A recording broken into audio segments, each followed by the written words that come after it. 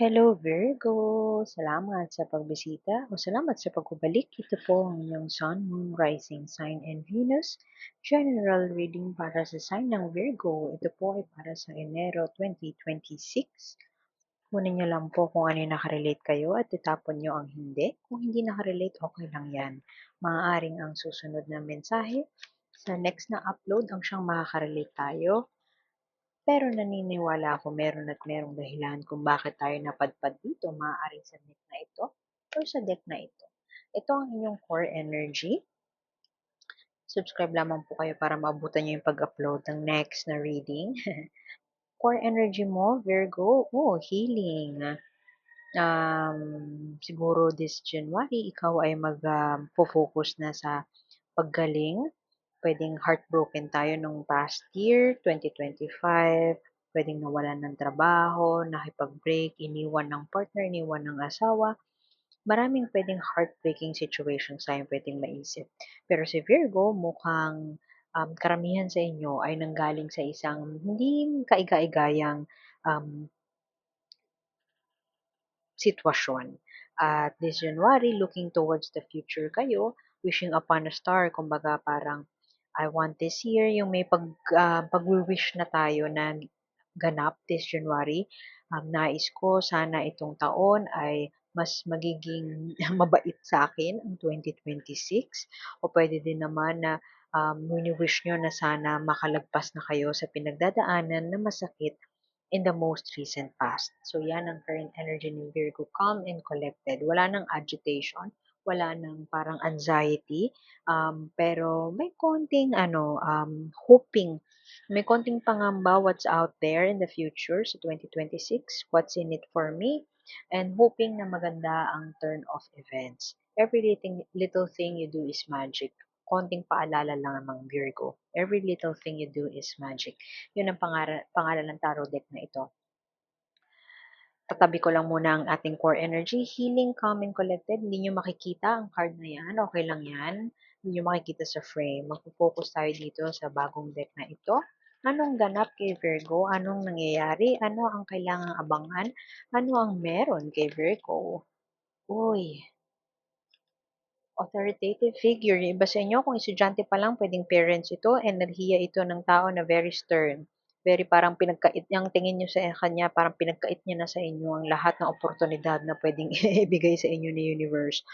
Kasi ang emperor, ito ay energy ng Aries to eh. Not necessarily Aries yung kadil nyo, pero energy to ng isang tao na parang malakas ang control sa inyo. Parang siya ang boss. Boss ng bahay, boss ng buhay mo na nakakalungkot kasi hindi ikaw yung boss ng sarili mong buhay.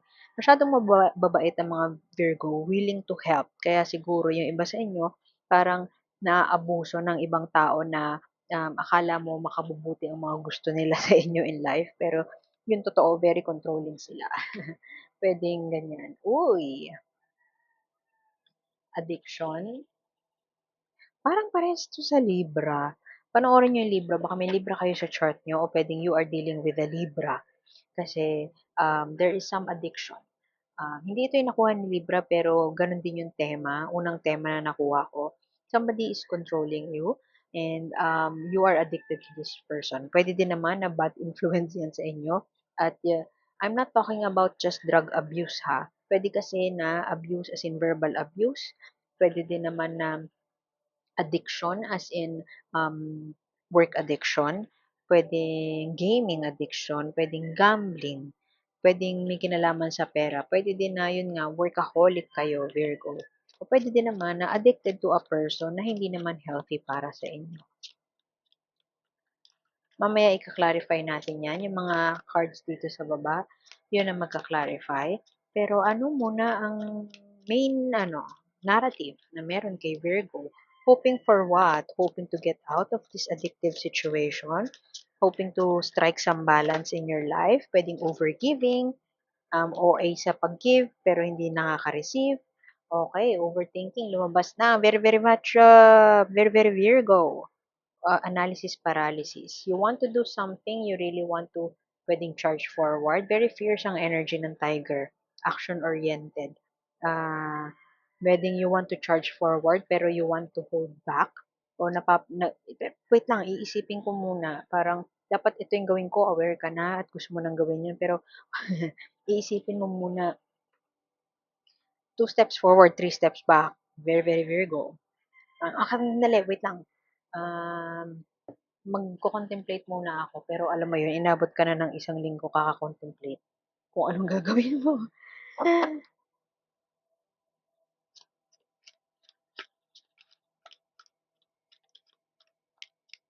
Pwedeng overwork si Virgo, maghahanap ka na ng balance sa buhay mo. Maraming trabaho na ginagawa, pwedeng ganun.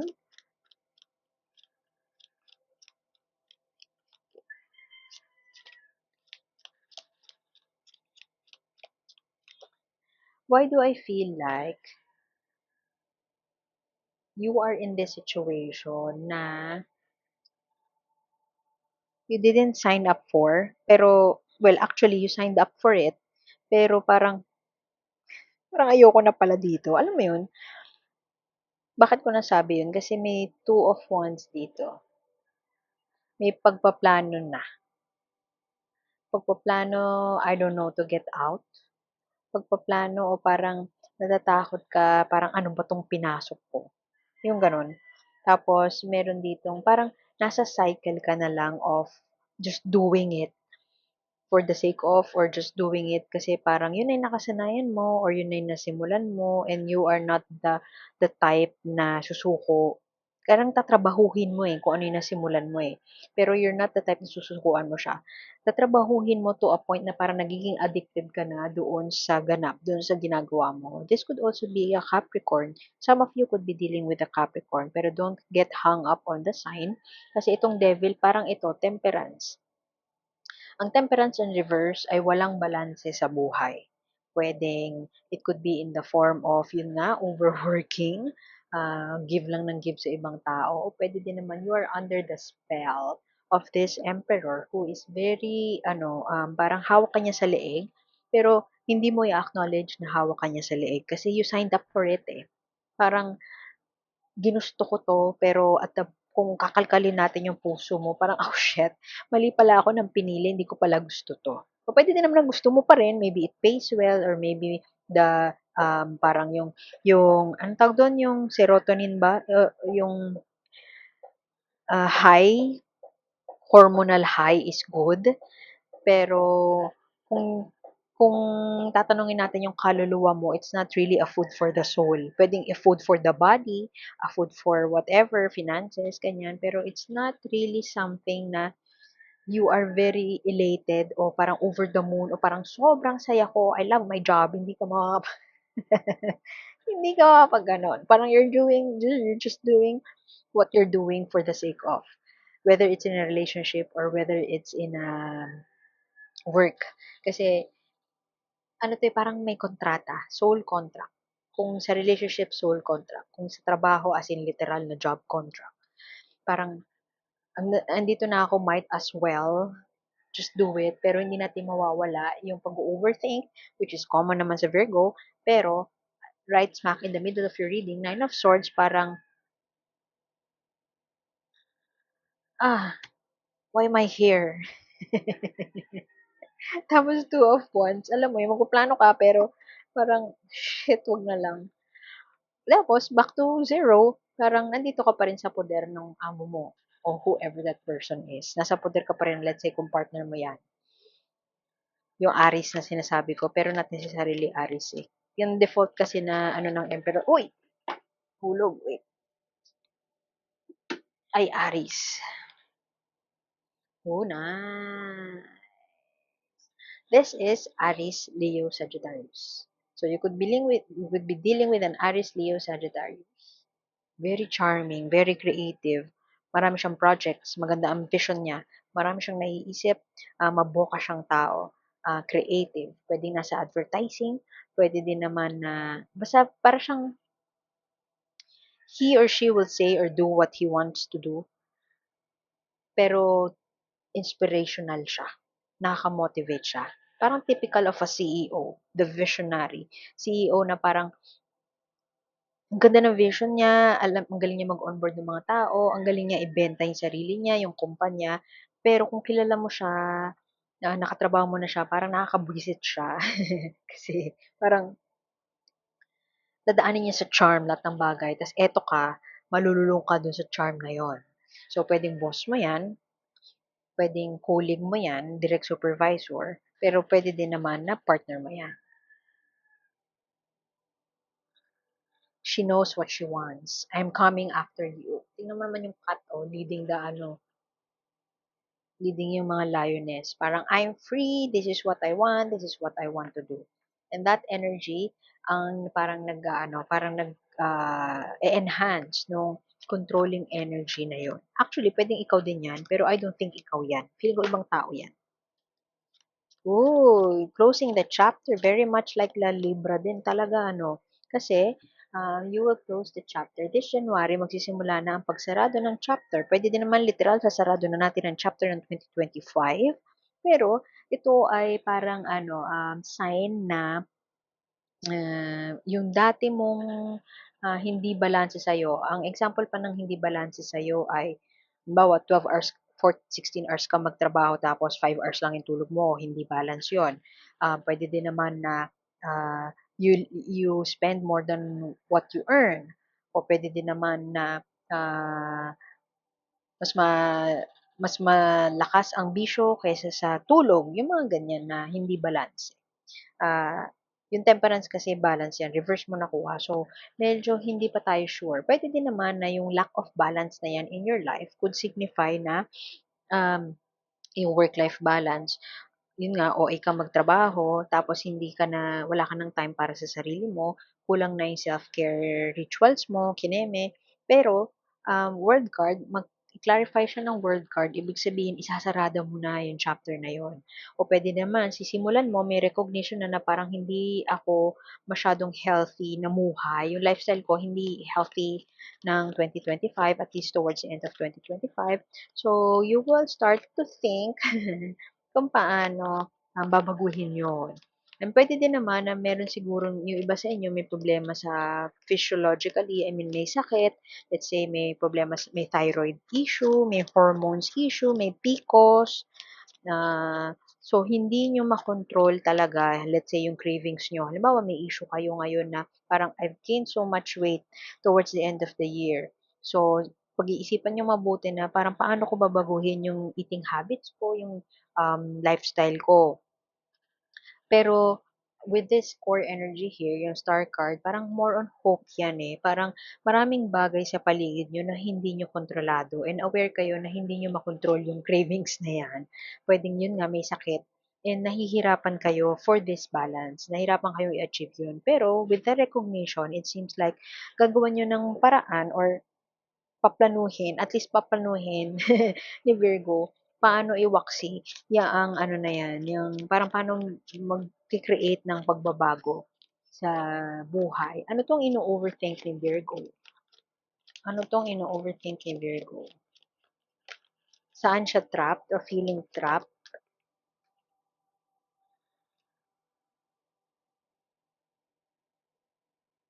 Hmm, there could be, you could be worried about another person. Libra, Aquarius, Gemini.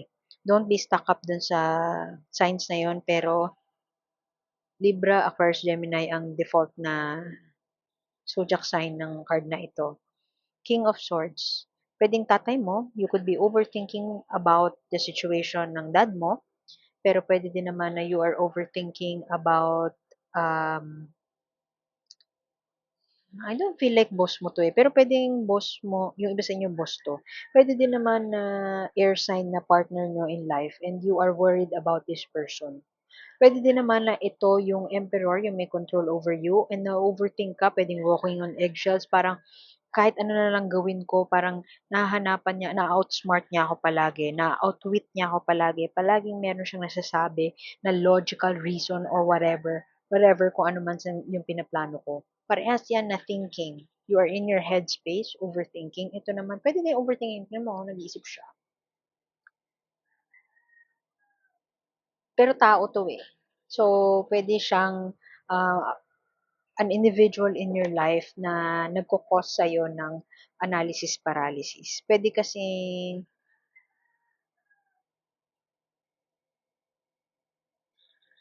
hindi ka niya kinakausap. Silent treatment, puwedeng gano'n. Silent treatment and hindi mo ma-attain na gano'n siya sa'yo.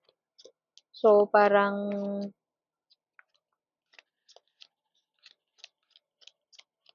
iniisip mo kung paano siya i-a-approach ng maayos, kung paano magsisimula ang pag-uusap, kung paano mapaplano, paano i-overcome yung hurdle na hindi ka niya kasi itong taong 'to, he always find a reason para i-debunk yung argument mo at wala kang magawa. So, for in one way or another, may power over you itong taong 'to. Ito kasi yung power over you nito, it's more of parang the mahadera type. Ito naman yung the intellectual type. Ito yung parang sasabihin niya na, "Ganito dapat, ganyan-ganyan." Parang pasok sa isang tenga, labas sa kabila. Kaya mong ganunin 'to. Pero ito, it's more of parang, oo nga 'no, hindi mapapaisip ka doon sa mga sinasabi niya. May isang tao sa buhay mo na mapapaisip ka o napapaisip ka, napapa-contemplate ka sa mga sinasabi niya. There's some truth to it and parang nacha-challenge niya yung opinion mo. So, ang ending nun, parang, shit, hindi ko na nga itutuloy. Yung mga panghihinaan ka na lang ng loob kasi parang, wala na, burado na, may nanalo na, kumbaga. May nanalo na sa thought. Parang, shit, sasabihin ko pa ba? Hindi ko na lang sasabihin kasi parang nakakuha niya na yung ano eh, sagot eh. Siya na yung may sagot eh. Siya na yung sumagot for me. Ayan, ganun katalino tong taong to. Na nagko-cause sa'yo ng ano, ano ba, overthinking. I don't know kung anong impluwensya niya sa'yo, pero malakas ang impluwensya niya sa'yo. Ano 'tong Two of Wands? Uy, kung ano man yung pinaplano mo, huwag kang magpadalos-dalos. You run the risk na magpadalos-dalos kasi parang, alam mo yun, matagal ko na 'tong pinag-iisipan, kailangan ko nang gawin 'to, bahala na si Batman, yung gano'n. Ingat ka sa gano'n kasi alam mo yun, sa kagustuhan mo na maaksiyunan na siya, gagawin mo na lang siya without thinking it through. So, you are defying the very purpose of being a Virgo, which is overthinking. So, parang, ah, ayoko na mag-isip. Parang napag-isipan ko na 'to ng 120 times, 120 nights, 365 nights. So, might as well gawin ko na bahala na si Batman. So, kasi pagpapadalos-dalos yung enerhiya na yan. Puwedeng may isang tao na mag-iimpluwensya sa'yo na, ah, F it, gawin ko na. Or puwede din naman na ikaw yan, energy mo yan na parang feeling ko nga energy mo 'to, eh. Pero what happened to the calm and collected Virgo? Puwede din naman na calm and collected ka, so ibang tao 'to na parang ginugulo yung ano mo, yung mojo mo ng calm and collected, hoping, just waiting for your ships to come. Ito, yung mga tao sa paligid mo masyadong mabibilis gumalaw. Parang, shit, I can't keep up. Wait lang. Okay. Whatever this addiction is, something is not yet clear to you. Pwede din kasi na yung iba sa inyo, parang feeling nyo, you need some psychiatric diagnosis. I don't know, feeling nyo may ADHD kayo, adult ADHD, or pwedeng feeling nyo may anxiety disorder kayo, may bipolar, whatever. And that could be parang culprit o pwede nyo sisihin doon sa addiction na ito. Pwedeng work addiction, OCD, I don't know. Pero something is not clear sa inyo. So parang puwedeng yung iba sa inyo iniisip na magpa-check kaya ako this year. Parang maybe it's the right time for me to get checked kasi parang I'm confused with how I um, approach things. Kung paano yung ako lifestyle, kung mag-iisip kayo, magko-contemplate kayo, saan napunta ang 2025. Parang isipin niyo, parang ang dami kong obsession, ang dami kong finulfill na obsession, and maybe there's something wrong with me. Pwede din naman na you drop the ball, o pwede din naman na parang ang dami niyong inispendan ng oras na hindi naman dapat. Naubos yung energy niyo towards something. And this could be parang ang gloomy lang na mag-isa ako nag-iisip. Tingnan mo, oh, may energy din 'to na parang gloominess, puwedeng sadness, na parang I'm alone, nasa castle ako, pero nag-iisa ako. I'm hoping na things would change this 2026. So, something will not be illuminated muna sa'yo this January. So, magko-continue ka lang ng cycle of, I don't know, working and thinking. And parang ayoko na ng ganitong buhay. Yeah, ay, gusto ko nang isarado to, pero parang kailangan ko pag-isipan na mabuti, where do I start? Hindi pa, parang be easy on yourself, Virgo, kasi maaaring affirmation to na hindi pa mai-illuminate, hindi pa magiging maliwanag sa'yo ang mga bagay-bagay, at least this January. Kasi meron pang addiction na kailangan i-deal, and you can't get out of it soon. Yeah, yung devil na yan, pwedeng temptation yan, temptation to overspend, temptation to buy a lot of stuff. So, pwedeng retail therapy ang ano ni Virgo, pero pwede din naman na, yun, applicable din yung retail therapy kung kahit kayo ay in a relationship. Hindi ko pa nakikita sa ngayon na aalis, whatever it is. Kung sa work resignation, may word card dito, parang turning a leaf, new chapter, pero pwede kasi na hindi pa yan totally aalis. Parang andyan ka pa, hindi pa sa ngayon ang pag-alis. Light the candle of praise. Okay, so whatever it is that you're dealing with right now, kahit pa parang feeling mo natutunaw ka na, nauubos ka na, wag kang manalig ka. Ang pangat pakinggan, pero yun talaga yung message itong card na to. Manalig ka na you can traverse that path of parang darkness because you have your own light. And manalig ka na mairaraos mo yan. Mairaraos mo yung candle na yan kahit tunaw na tunaw ka. Light the candle of praise. Kung ano man ang pinagdadaanan mo, always remember to be gracious. What would Virgo do in times of distress? How can I channel grace in times of distress? How can I, parang breathe in, breathe out, relax ka lang muna, ito din, kalma, kalma lang. Kasi you would need it in 2026, at least in early 2026. So, iwan ko na yun dun. Virgo, salamat sa pagbisita. Ako po si A and sana makita ko kayo next time. Like, share, and subscribe lamang po. Bye-bye!